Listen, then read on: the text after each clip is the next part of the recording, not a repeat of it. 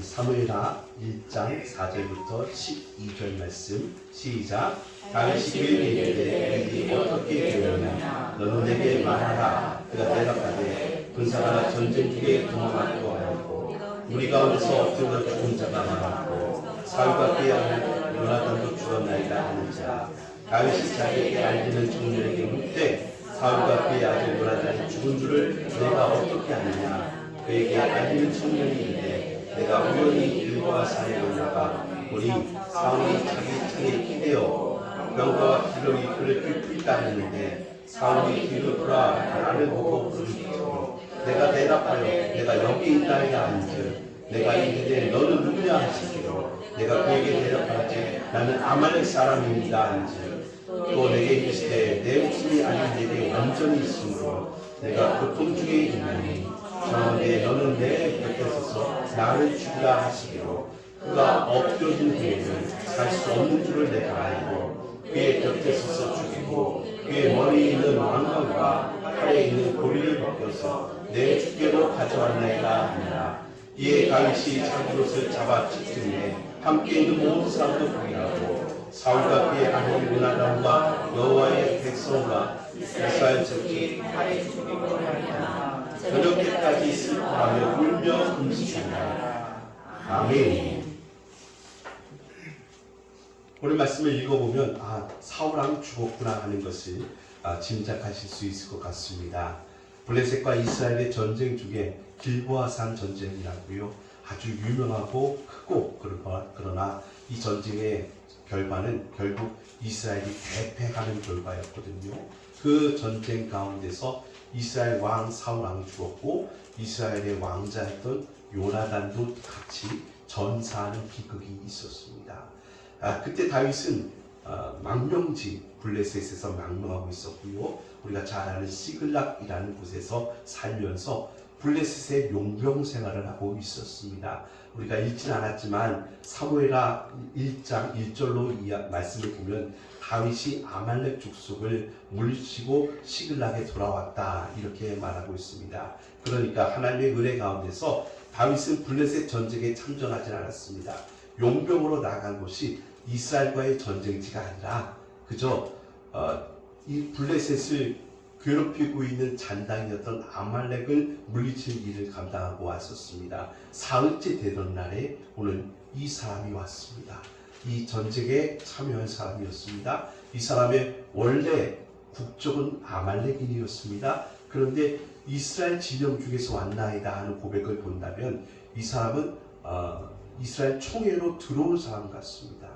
아마 허드렛 일을 하는 사람이거나 아니면 하나님을 믿기로 작정한 이스라엘 총회로 들어온 사람이거나 둘 중 하나일 것 같습니다. 전쟁에도 참여했다고 한다면 이 사람은 아마도 하나님을 경외하는 사람이 맞지 않을까 하는 생각을 갖게 됩니다. 그럼에도 불구하고 오늘 본문의 말씀 속에서는 이 사람을 아말렉인이라는 것에 더 많이 강조점을 두고 있다는 것을 우리가 눈치채고 마음에 두어야 할 것 같습니다. 이 아말렉인이 다윗에게로 한 걸음으로 달려왔습니다. 전쟁의 성패가 결정되고 사울왕과 요나단이 전사한 것을 다 확인한 이후에 이 사람은 마치 전리품처럼 왕관과 팔찌를 가지고 사울왕의 왕관을 가지고 다윗을 찾아왔던 것입니다. 그리고 다윗에게 이 일에 대한 상세 보고를 하게 되어집니다. 그런데 이 보고 가운데는 약간의 거짓말도 있었고 부풀림도 있었고 잘못된 간접도 있었다는 것을 보게 되어집니다. 이 사울왕이 죽은 사실이 다윗에게 기쁨의 소식이 아니고요, 슬픔의 소식이고 비극의 소식이었는데 이 아말렉 전달하는 분은 다윗에게 이 소식이 기쁨의 소식이 될 거라고 판단한 것 같습니다. 왜냐하면 사울왕이 주인이었던 이스라엘에 사울왕이 죽었기 때문에 이제는 무주공산이 되었던 것입니다. 주인 없는 땅이 되었죠. 왕 없는 땅이 되고 만 것입니다. 그래서 아말렉인이 생각할 때 이 왕 없는 땅에 다음 차기 후보는 누굽니까? 당연히 다윗이잖아요. 다윗이 차기가 될 거라고 생각했으니까 이 차기를 노리는 망명한 도망자인 다윗에게 사울왕의 죽음은 흉한 소식이 아니라 길한 소식일 거라 이런 판단하에 왕의 왕관과 그리고 팔찌를 가지고 단걸음에 달려와서 보고를 하게 되었습니다. 근데 그 보고의 내용을 보니까 이런 내용이 있습니다. 뭐라고 보고하냐면 사울왕이 죽어갈 때 자기를 불러서 자기에게 부탁을 했다는 것입니다. 마지막 목숨을 끊어달라고 부탁을 해줘서 그 부탁을 들어줬더니 이 왕관을 나에게 줬습니다. 이런 투로 얘기를 하고 있습니다. 이 내용이 사실상 거짓 보고입니다. 여러분 주보를 보시면 사무엘상 31장, 그러니까 지금 사무엘하 1장이니까 바로 이 전쟁 이야기가 사무엘상 마지막 장인 31장에 기록되어져 있습니다. 그리고 사울왕이 전사할 때, 죽을 때 그 장면을 이렇게 기록하고 있습니다. 4절 말씀 같이 한번 읽어볼까요? 그 죽음의 장면이 이렇습니다. 시작. 그가 무기를 든 자에게 이르되 내 칼을 빼어 그것으로 나를 찢으라. 할례 받지 않은 자들이 와서 나를 찌르고 모욕할까 두려워한다 하나 무기를 든 자가 심히 두려워하여 감히 행하지 아니하니라. 이에 사울이 자기의 칼을 뽑아서 그 위에 엎드려지매 사울왕의 무기든 자에게 부탁을 합니다. 전쟁 중 큰 부상을 입은 사울왕이 내 목숨을 끊어달라.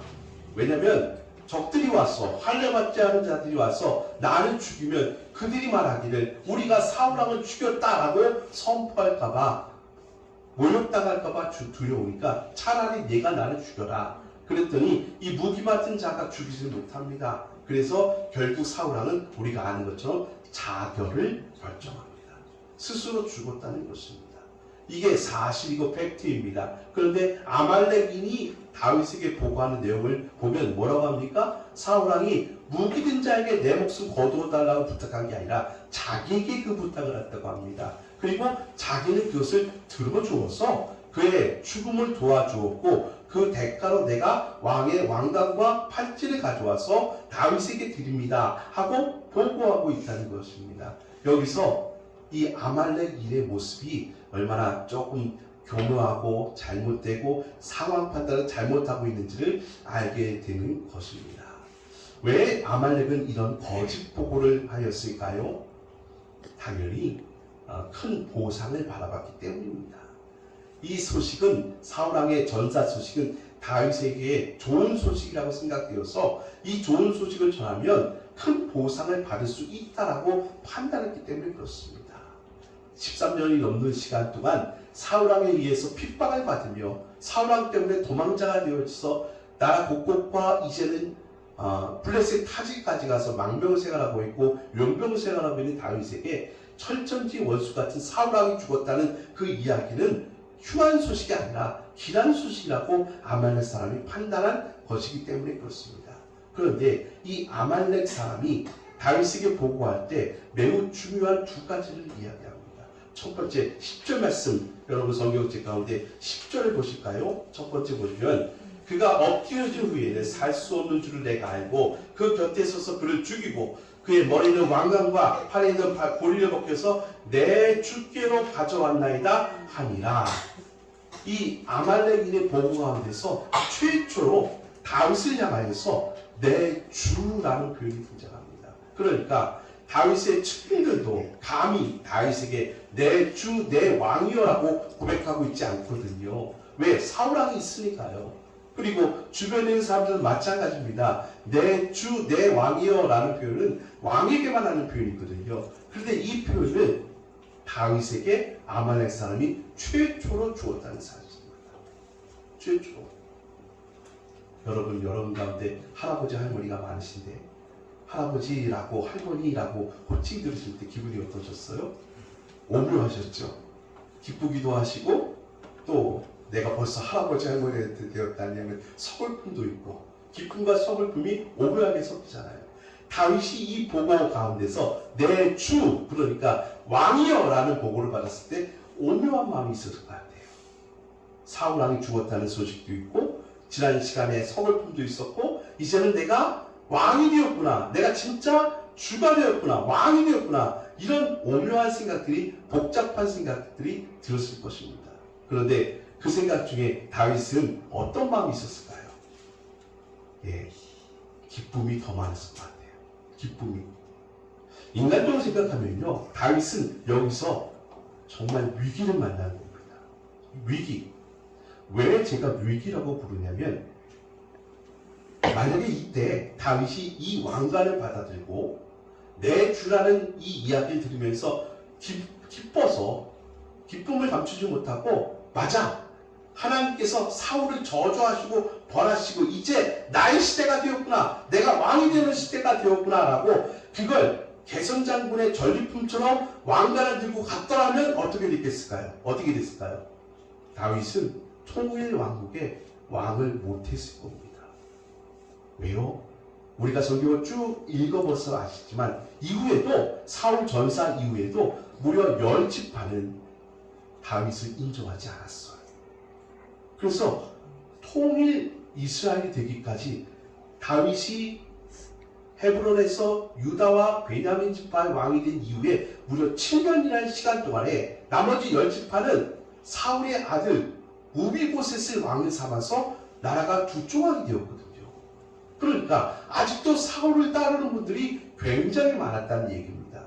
그런데요, 지금 다윗은 이 전쟁에 참전하지도 않았고요, 지금 아말렉인이 가져온 이 거짓 보고에 마음이 홀려서, 마음이 뺏겨서, 욕심에 그냥 마음을 뺏겨서 그 왕관을 쥐어들고 하나님께서 다윗을 왕으로 세우셨다라고 스스로 왕인 취향을 같다면, 아마 이거는 아름다운 왕의 직위, 그리고 다윗은 한 사람의 왕일 정도가 아니라 시오니즘이라고 해서요, 하나님의 나라의 가장 중요한 예수님의 모형되어 있는 왕이거든요. 그 역할을 감당하지 못했을 거란 말입니다. 내 주라는 호칭을 들었음에도 불구하고 다윗은 거기서 그 말에, 부드러운 말에, 그 달콤한 말에 마음을 뺏기지 않아요. 두 번째는요, 왕관을 가져왔다는 것입니다. 여러분, 왕관을 가져왔다는 얘기가 뭔지 아시죠? 최근자의 정치권에서 유행하는 말이 있죠? 옥새를 가지고 미국 갔다고 하네요. 아무개님께서요. 그걸 들어보셨습니까? 여러분, 옥새나 왕관은요, 정말 중요한 것입니다. 그 왕관을 소유한 자가 왕이 되는 거예요. 그 옥새를 소유한 자가 왕이 되는 거예요. 이 왕관을 딱 받은 다윗이 그 순간 마음의 문이 열어서 드디어 내가 왕이 되었구나 라고 생각한다면 세상의 열왕들과 뭐가 다를 바가 있습니까? 우리나라도 수없이 많은 왕들이 있었습니다. 조선시대에도 왕이 있었고, 고려시대에도 왕이 있었고, 삼국시대에도 왕들이 있었습니다. 그런데 여러분, 역사를 찬찬히 읽어보시면 왕이 등극할 때마다 반드시 손에 피를 묻혔습니다. 어떤 왕도 예외가 없어요. 왕이 등극한 이후에 초창기에 피를 묻히지 아니한 왕이 한 분도 없어요. 모든 열왕들 볼까요? 우리나라 왕뿐만 아니라 세계 역사 가운데 왕이 등극할 때 피가 뿌려지지 않는 나라가 있습니까? 그 왕들이 있습니까? 없습니다. 왕이 직위에 올라가면 제일 먼저 하는 일이 뭐예요? 앞으로 자기의 자리를 위협할 수 있는 존재를 죽이는 일들이죠. 그게 형제라고 해도 예외가 아니었고요, 그게 숙부라고 하고 그게 친척이라고 해도 예외가 되지 않았습니다. 모든 왕들이 그러했습니다. 그런데 딱 유일하게 한 사람, 다윗만은 그가 왕으로 즉위하면서 피를 흘리지 않았습니다. 타인의 피를 흘리지 않았습니다. 이스라엘 왕이라고 해서 타인의 피를 안 흘리는 게 아니라고요. 이스라엘도 여러 왕들이 있었지만 그 왕들도 똑같이 세계 열왕들과 같이 타인의 피를 흘린 적이 많았어요. 근데 유일하게 다윗 왕은 즉위하면서 타인의 피를 흘리지 않았어요.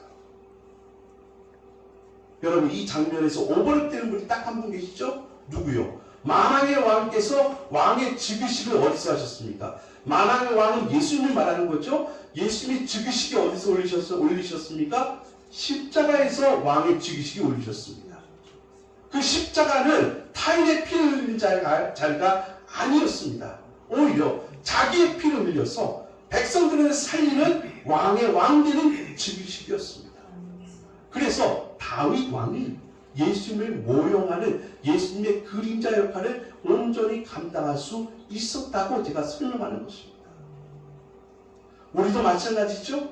우리도 이 땅을 살아가면서 세상의 방법과 세상의 방식으로 가는 것이 아니라 철저히 하나님의 말씀 앞에 순종하여 가야 한다는 것입니다. 그것을 성경은 이렇게 말합니다. 너희 마음과 생각을 지켜라. 우리의 마음을 새롭게 하여 이제는 주님의 거룩하고 온전한 뜻이 무엇인지를 깨닫고 순종하는 자가 되라는 말씀이십니다. 어떻게 하면 우리의 마음과 생각을 지킬 수가 있습니까? 오늘 시글락에서 다윗은 이미 아말렉과의 전투 속에서 큰 승리를 거두고 왔습니다. 자칫 잘못하면요 기고만장할 수 있는 시간이었습니다. 아말렉 그거 아무것도 아니죠. 한마디로 껌입니다. 이미 전쟁에서 이기고 왔으니까. 그런데 사울의 비보를 가지고 온 아말렉인이 있었습니다. 한 사람 아말렉인이었습니다. 그 사람이 나올 때 성경을 일부러 이렇게 기록해놨습니다. 여러분 사무엘하 1장 2절을 보실까요? 사흘째 되는 날에 한 사람이 사울의 집에서 나왔는데 그의 옷은 찢어졌고 머리에는 흙이 있더라. 그가 다윗에게 나와 땅에 엎드려 절합니다. 머리에는 흙이 있고 옷은 찢어진 아말렉인. 방금 전까지만 해도 아말렉 족속과 큰 전쟁을 치르고 온 다윗이 또 한 사람의 아말렉인을 말합니다. 그런데 이스라엘 아말렉인은 싸움거리도 안 됩니다. 아무것도 아닌 존재처럼 보입니다. 그렇죠? 옷은 다 찢어졌고 머리는 엉클어져 있고 다윗을 보자마자 땅에 엎드리고 있습니다. 이건 뭐예요? 왕과 신하, 주인과 노예 그 상태를 말하는 거 아니겠습니까?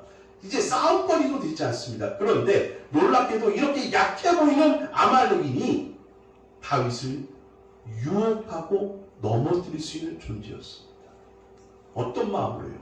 다윗이 지금 자칫 잘못했다면 예수님을 모형하는 다윗왕이 아니라 욕심쟁이 왕이 되고 한낱 죄인의 모습밖에 될 수밖에 없는 유혹의 자리에 있었던 것입니다.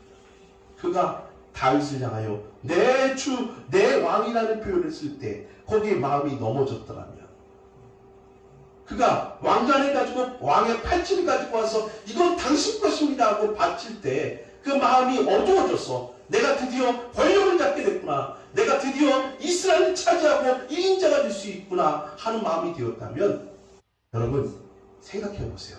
그거 들고 예루살렘으로 갔다면 예루살렘에 이스라엘 사람들이 뭐라고 했을까요? 다윗이 사울왕을 죽였다고 했을 것입니다. 그렇죠? 실상은 그게 아니잖아요. 실상은 이 전투에 참여도 하지 않았는데 다 사울왕의 왕관을 가지고 팔찌를 가지고 전리품처럼 왕처럼 나갔다면 사람들이 뭐라고 했을까요? 다윗이 사울왕을 죽였다고 했을 것입니다. 그런데 다윗은 이 유혹을 이겨내고 있습니다. 그렇다면 지금 다윗이 강한 존재입니까? 그렇지 않습니다. 안 그렇습니다. 지금도 전쟁이 계속되어지고 있습니다. 지금 벌어지는 전쟁에서 아주 강한 나라들을 보십시다. 이 강한 나라들이 어떤 나라냐면 무기만 강한 게 아니에요. 경제력만 있는 게 아니에요. 또 하나의 강함이 있습니다. 그건 뭐냐면 정보력이라는 겁니다. 여러분 미국이라는 나라가 정보력 굉장하다는 거 아시죠? 예, 저도 잘 모르지만 뭐 CIA라든지 아니면 여러 가지 이런 정보 기구들이 마음만 먹으면 여러분은 하루에 아침에 뭐 했는지도 금방 파악할 수 있다는 겁니다. 이스라엘 정보력 대단하시죠? 대단하죠? 모사드라고 어마어마한 정보력을 갖고 있습니다. 이 모사드가 갖고 있는 정보력은 이미 뉴스에서 다 파악이 되셔서 정말 한치도 오차 없이 그 적의 중요한 사람들을 테러하는 거 보면 알 수 있지 않습니까? 우리나라 대한민국 요즘 발표된 기사를 보니까 우리의 국방력은 전 세계 5위입니다. 5위예요. 놀라지도 않으세요? 우리나라가 전 세계 국방력 5위 국가예요. 그런데 우리나라가 포방무기고 미사일만 이런 게 아니라 우리나라의 정보력 엄청나죠? 여러분은 북쪽은 안 가보셔서 잘 모르실 거예요. 대한민국도 정보력이 굉장합니다. 그런데 지금 다윗에게 있어서 정보력이 꽝입니다. 지금 전쟁이 벌어지고 사울왕과 요나단이 죽었다는 걸 다윗이 알고 있었어요? 모르고 있었어요? 전혀 모르고 있어요. 정보력이 없어요. 아니 이미 사울왕과 요나단이 전사했는데 그 얘기를 모르고 있어요. 그러니까 아말렉 사람이 와서 하는 말을 듣고서 고지고대로 믿으면 안 되잖아요. 언제든지 사실 파악하는 것, 진상규명하는 것이 1차 목표 아니겠습니까? 그게 중요한 거 아니겠습니까? 근데 다윗은 지금 이 전쟁에 대한 객관적인 소식을 사실들을 하나도 모르는 채 그저 아말렉인이 전하는 말만 듣고 있어요. 그런데 말입니다. 이 정보력 부재의 다윗이 기가 막히게 아말렉인이 하는 말을 듣고서 사실 파악을 해갑니다. 이 사람이 내놓은 정보는 무엇입니까? 전쟁에서 이스라엘이 졌습니다. 블레셋이 이겼습니다. 그리고 그 전쟁 가운데서 사울왕과 요나단이 죽었습니다. 세 번째, 어떻게 죽고 너는 그것을 어떻게 알았느냐? 라고 물었을 때 사실은 아말렉은 거짓 보고로 이렇게 했습니다. 사울왕이 다쳐서 죽어갈 때 저를 향하여서 대신 죽여달라고 해서 제가 죽여드렸습니다. 그 증거로 왕관과 팔찌를 당신에게 드립니다. 하고 주었습니다. 근데 우리가 읽었던 사무엘상 마지막 장 40의 이야기를 보면 사울왕은 죽을 때 이렇게 죽었습니다. 내가 할례 받지 않은 자에게 모욕거리가 되기 싫으니 무기 맡은 자 이스라엘 자기 병사를 향해서 나를 죽여라. 그가 멈칫멈칫하니까 스스로 자기 칼에 엎드려서 자결을 했습니다. 그러니까 사울왕은 죽으면서도 할례 받지 않는 자, 그러니까 블레셋 사람에게 죽은 것을 모욕으로 여겼던 사람입니다. 그런데 아말렉인이 보고하기를 뭐라고 합니까? 사울왕이 자기에게 부탁을 했다고 합니다. 당신이 날 좀 죽여달라. 이렇게 부탁을 해줘서 내가 어쩔 수 없이 그를 죽음을 도와주었습니다. 라고 말합니다. 진짜 사실과 거짓 보고는 이렇게 상반되었을 때 다윗이 어떻게 분별력을 갖고 선택을 하고 판단을 할 수가 있었을까요? 이 사람은 처음부터 끝까지 자기가 어떤 보상받기를 원했습니다. 이 소식이 결국 다윗에게 이득되는 소식이고 좋은 소식이라고 판단을 했던 것입니다. 그런데 다윗은 이 소식을 슬픔의 소식으로 받아들이고 있습니다. 그 증거가 여러분 우리가 읽었던 말씀 가운데 등장하고 있음을 알고 있습니다. 확인해 보실까요? 몇 절 말씀 보시냐면 12절 말씀, 12절 말씀, 오늘 본문의 12절인데요. 사울과 그의 아들 요나단과 여호와의 백성과 이스라엘 족속이 칼의 죽음으로 말미암아 저녁까지 슬퍼하며 울며 금식하니라. 아멘. 사울왕이 아말렉인에게 보고를 받고 제일 먼저 뭐 했습니까? 여러분 조금 생각을 돕기 위해서 저 같으면 이거부터 했습니다. 신문부터 했습니다. 그 말 진짜야? 사실이야? 너 똑바로 말해. 신문부터 했을 것입니다. 근데 다윗은 제일 먼저 뭘 했습니까? 애곡부터 했습니다. 슬피 울물했습니다. 슬피 울물했습니다. 여러분 지금 다윗의 첫 반응을 보십시오.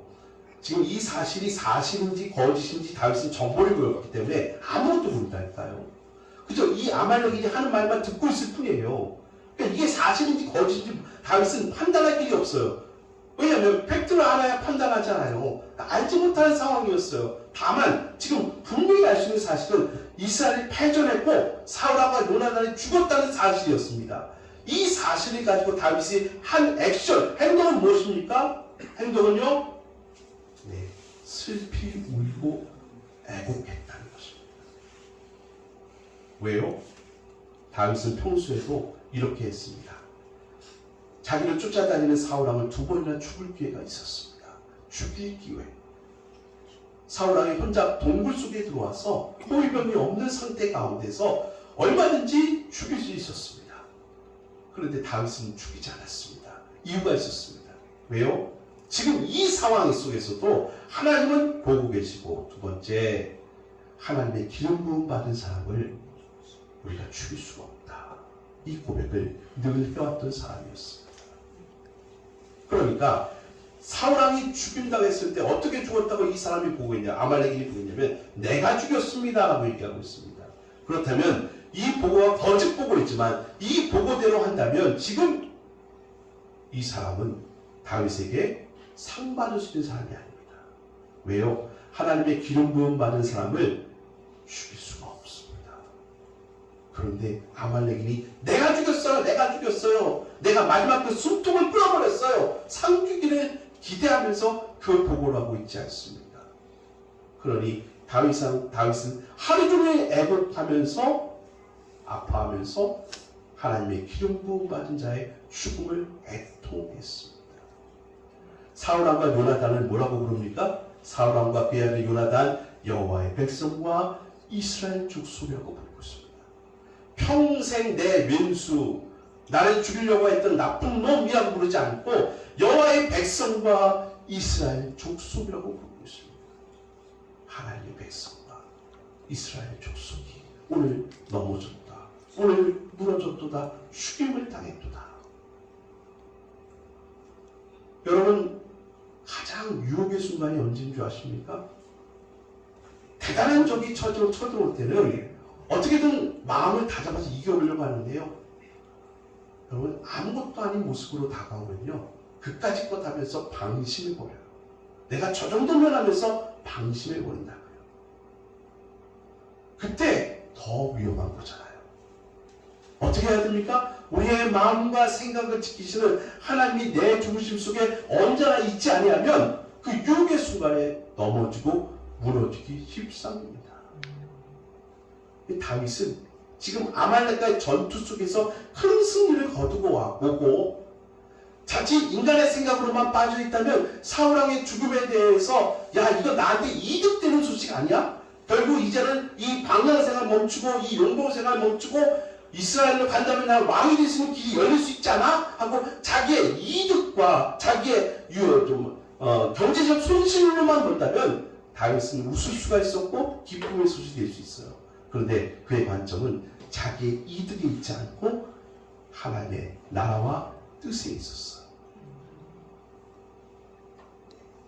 우리 성도들도 마찬가지, 저도 마찬가지. 언제나 모든 사람들은 내 이득의 관점 속에서 바라보잖아요.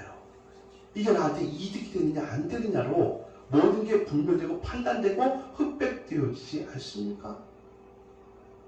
근데 우리 성도님과 저는 그런 순간에 자칫 잘못하면 하나님의 나라와 하나님의 뜻은 저만치 멀어질 수 있습니다. 우리는 매 순간순간마다 판단과 선택을 해야 되는데 다윗은 지금 이 판단과 선택, 한쪽은 하나님의 뜻을 선택하는 판단이었고 한쪽은 자기 이득을 선택할 수 있는 판단이 있었는데 놀랍게도 이 위험한 순간, 이 약한 순간에 넘어지지 않더라고요. 왜 위험하고 약한 순간이었습니까? 방랑생활, 용병생활이 계속되어져 있었고 방금 전에 아말렉과의 전쟁에서 승리하였고 그리고 다윗은 지금 정보력이 없습니다. 아무것도 모르는 상태 속에서 그냥 다윗의 육신의 귀로만 듣는다면 이 소식은 달콤한 뉴스입니다. 달콤한 뉴스예요. 근데 그 순간에도 하나님의 말씀과 하나님의 뜻이 그를 꽉 붙잡고 있었음을 믿고 감사할 수 있습니다. 여러분 주보를 보시면 잠언서 말씀을 드렸습니다. 잠언서 4장 26절 말씀. 모든 지킬 만한 중에 같이 읽겠습니다. 시작. 모든 지킬 만한 것 중에 더욱 내 마음을 지키라. 생명의 근원이 이에서 납니다. 더욱 내 마음을 지키라. 우리에게 지키라라고 명령하고 계십니다. 빌립보서 4장 6절 7절 말씀을 같이 읽겠습니다. 시작. 아무것도 염려하지 말고 다만 모든 일에 기도와 간구로 너희 구할 것을 감사함으로 하나님께 아뢰라. 그리하면 모든 지각에 뛰어난 하나님의 평강이 그리스도 예수 안에서 너희 마음과 생각을 지키시리라. 잠언서는 지켜라 라고 말씀하시고요. 빌립보서 말씀은 너희 마음과 생각을 하나님이 지키신다고 말씀하십니다.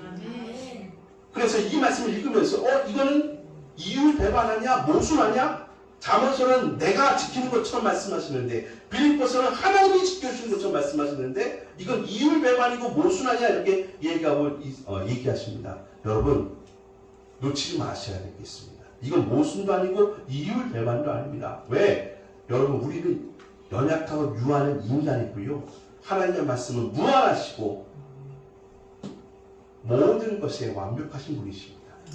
그러니 우리 부족한 인생들이 하나님의 거룩한 뜻을 완벽하게 알 수가 없어서 우리는 편견으로 작은 것을 보면서 이게 무슨 이율 배반이라고 말할 수가 있어요. 제가 한번 퀴즈를 내볼 테니까 맞춰보세요. 이거 맞춘 아내들이 별로 없어요.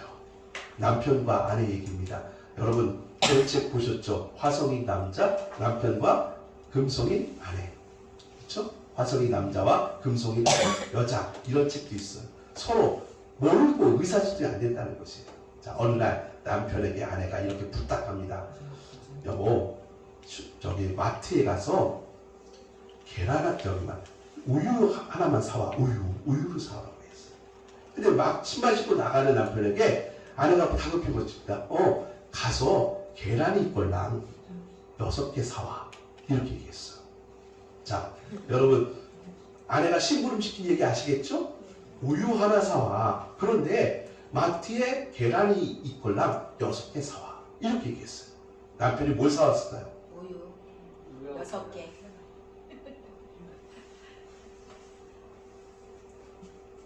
당연히 여러분 머릿속에는 우유 하나와 계란 6개로 생각하시겠죠. 네, 남편의 소에는 계란이 없었고 우유가 6통이 있었습니다. 우유가 6통이 있었습니다. 왜? 주어가 없었잖아요.